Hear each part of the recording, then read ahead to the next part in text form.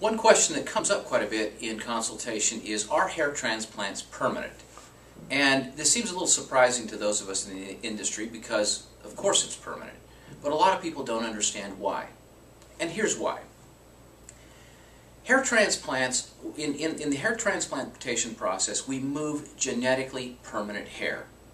When someone's losing hair, typically they're losing hair in this area.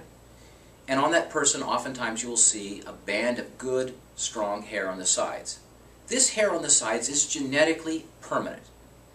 Hair loss, most hair loss is caused by a chemical in the bloodstream called DHT.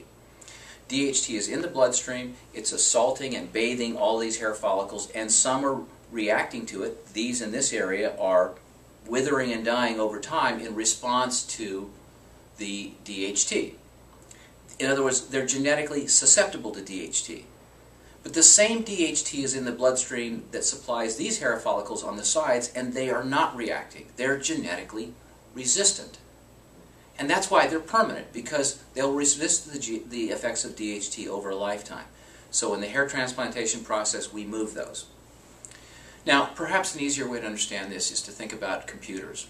If you have a computer in one room of your house, and you move it to another room of your house and turn it on, all the programming is still there. The computer does the same thing in either room of the house. It doesn't depend upon its location to know what to do. It has programming. Hair follicles have programming. These on the sides are genetically programmed to be permanent, the sides and back. We move some of those in the transplantation process to the new area, the thinning area, and they're permanent in the new location. Another way to think about this, consider a 93-year-old man or man in his 90s who's lost a lot of hair on the top of his head, but has a band of good, strong hair on the sides. That man's hair follicles have been bathed in DHT. These up here died in response to the DHT, but these on the sides didn't. They resisted it. They have that genetic resistance. So we could take those hair follicles on that 93-year-old man and move them into this new location. They'll be permanent there. But we could take those same hair follicles and we could plant them on his nose, on his shoulder, really any place on the body, and they will resist the effects of DHT and they'll be permanent in that new location.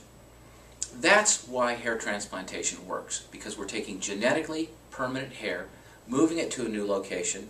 It will be permanent in that new location.